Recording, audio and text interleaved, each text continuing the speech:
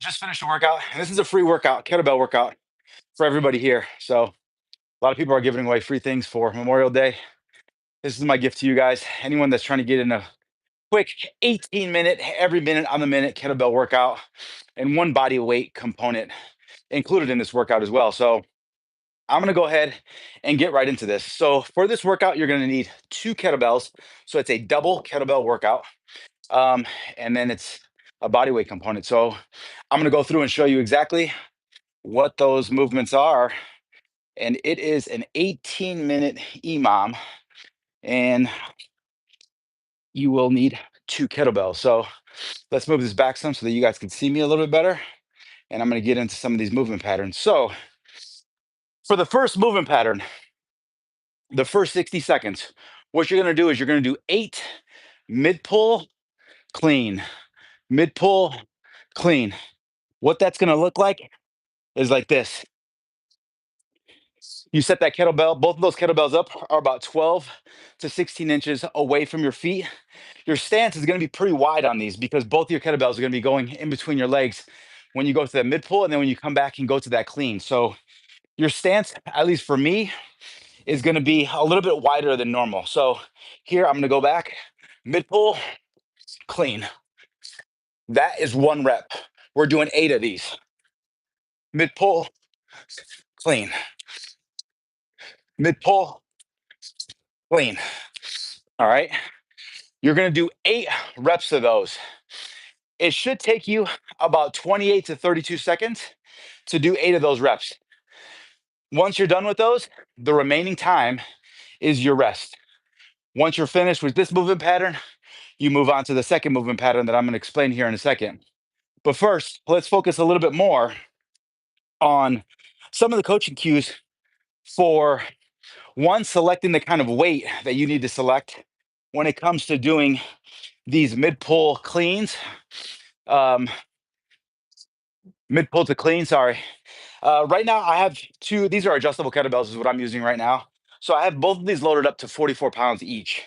So you need to pick a weight for you that's challenging, but at the same time, this workout on an intensity level from low, medium to high is more on the high side.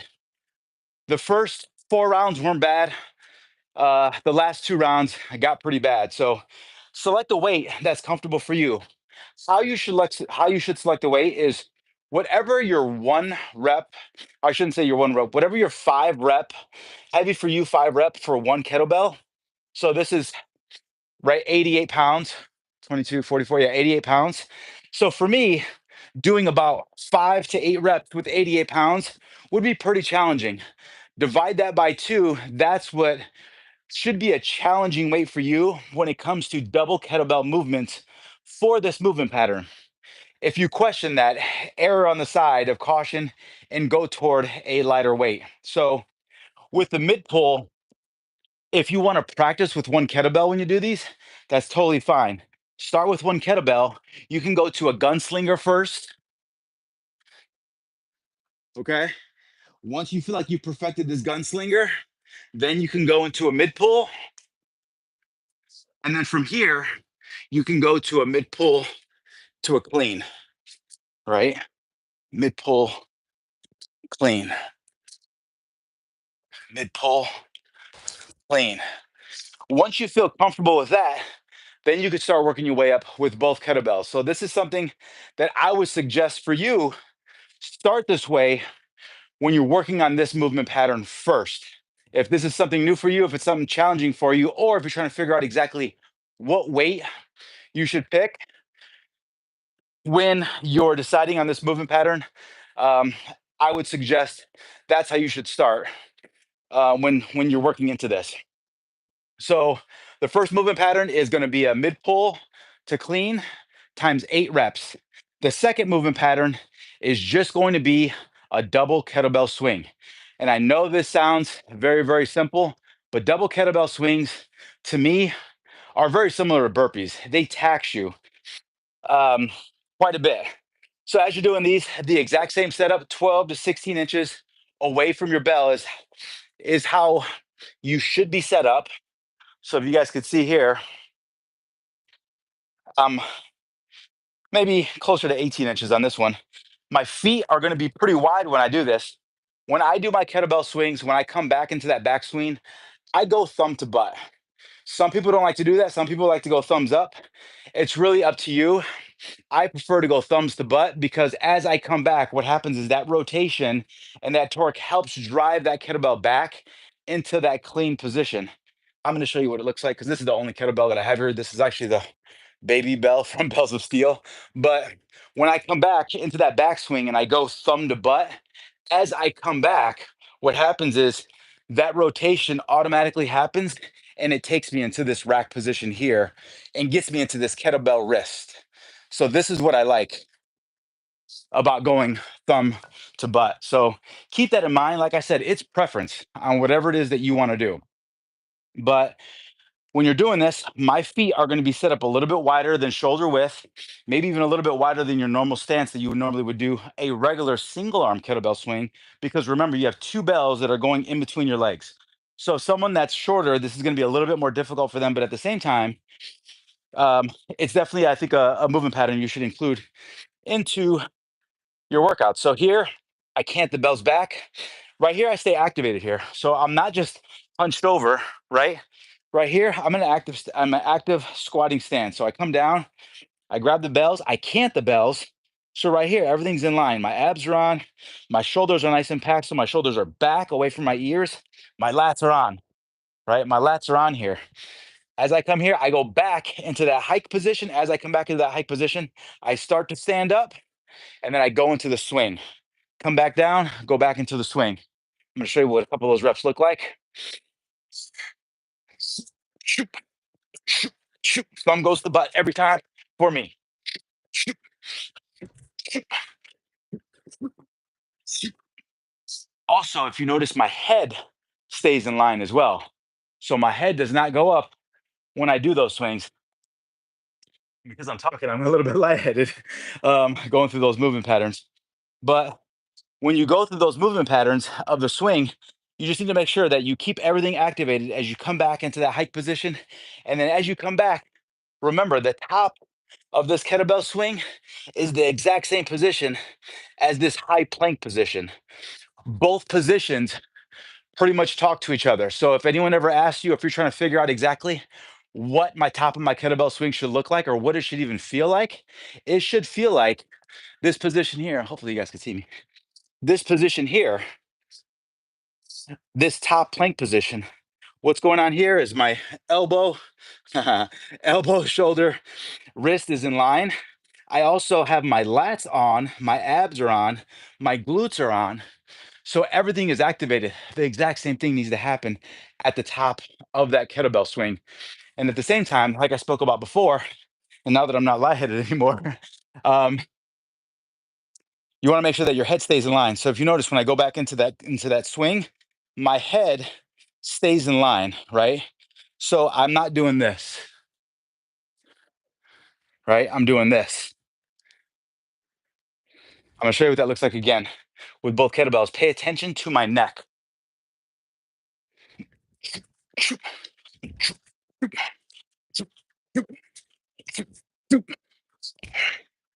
You see it? That is how you should be doing the double kettlebell swing. A couple people jumped into the chat here. You guys, if you have questions, kids, sorry. Cool. What's going on, man? Thank you guys so much for joining in. Leroy Jenkins, thank you so much. Charles, thank you so much. I appreciate the support. Thank you guys for watching, man. I really do. Try to put this stuff together for you guys. Any questions that you guys could have, feel free to leave them in the chat or later on, put them in the description. Also, I am going to be putting this workout in the description so you can download it. So keep that in mind too, that there'll be a link in the description for you to download. Let's continue on. The last movement pattern. So there's 3 movement patterns when it comes to this every minute on the minute workout. The last one is a body weight workout. So if you noticed on these, a couple things. One, the first movement when it comes to a mid pull to a clean is pretty high intensity with 8 reps. The second movement pattern, the double kettlebell swings is also a very high intensity movement to perform. So what we want to do is I want to bring your heart rate down, and we're going to do a body weight movement now. The body weight movement is going to be, it's just going to be a simple sit up, but I want you to do the sit up with a proud chest. And at the same time, at the bottom, you are going to reach your hands all the way to the top. Uh, Let me move this down just a tad bit more so you guys can see it. I'll do one from this view here, and then I'll also do one from a different view so you guys can see it. But here, my feet are together here. I'm going to start with this proud chest. I'm going to come all the way down, and I am going to reach. And then I'm going to come up and perform just a basic sit up. It's a sit up to proud chest. When you come up, I want you to grab your knees, and I want you to pull your chest nice and proud. You're going to go back down. You're going to reach, come back up, nice and proud. You're going to do 8 repetitions here as well.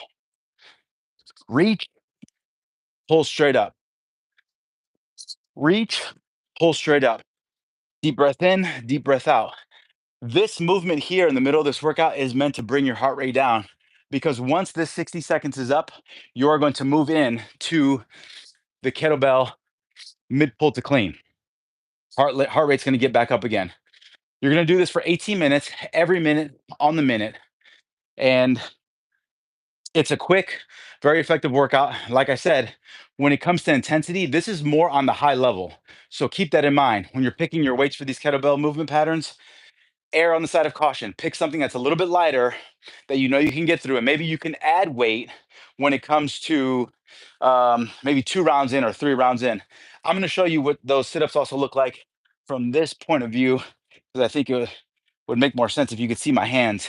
So as I come down, I reach, and then I come back up, proud chest. I reach, I come back up, proud chest. I reach, I come back up, proud chest. So hopefully they gave you guys a better explanation of what that looked like. But guys, all of this is going to be in a PDF that I'm going to put in a download.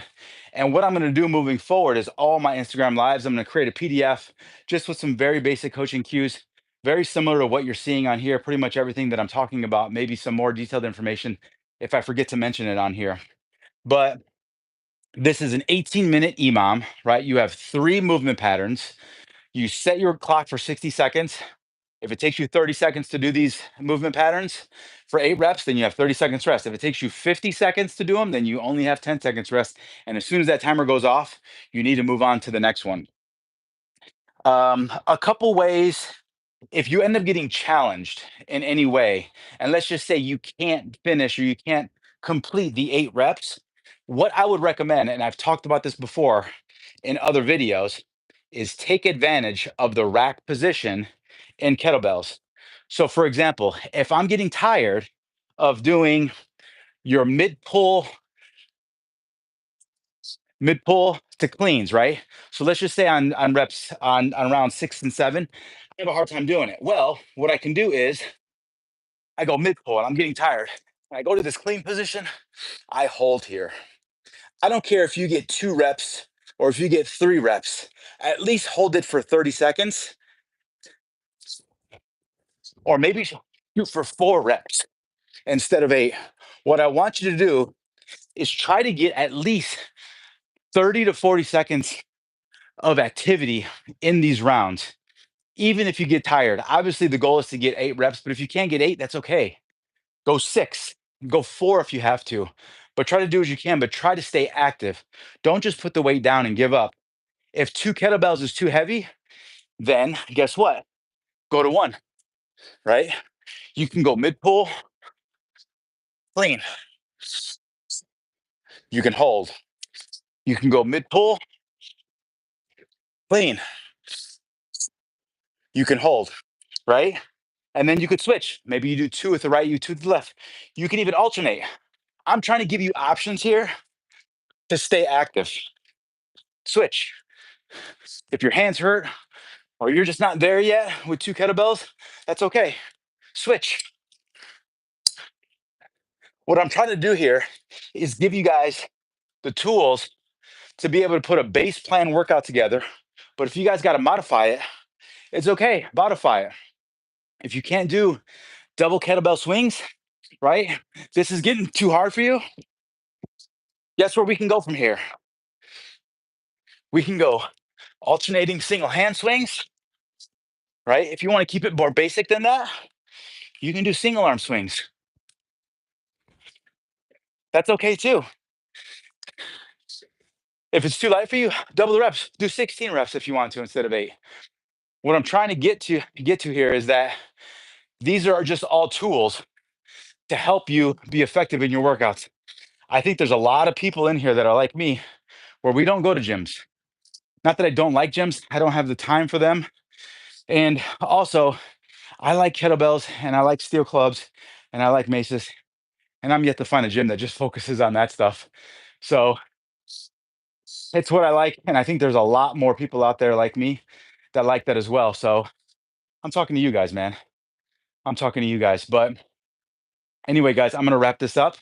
I have all this information in a PDF. You're not going to see it right now, but once this video goes up and goes live on my channel, there will be a PDF download that it will be emailed to you. So it's completely free. There's no charge to it. But I just want to make sure that you have these tools in your toolbox to help you get better, man. That's all I'm trying to do. So if you guys have any other questions, you guys can put them in the chat. If that's it, then you guys can leave all your questions in the description. And I'm sorry, your comments down below, and I'll be happy to help in any way that I can. So, all right, guys, everyone have a safe and happy Memorial Day weekend.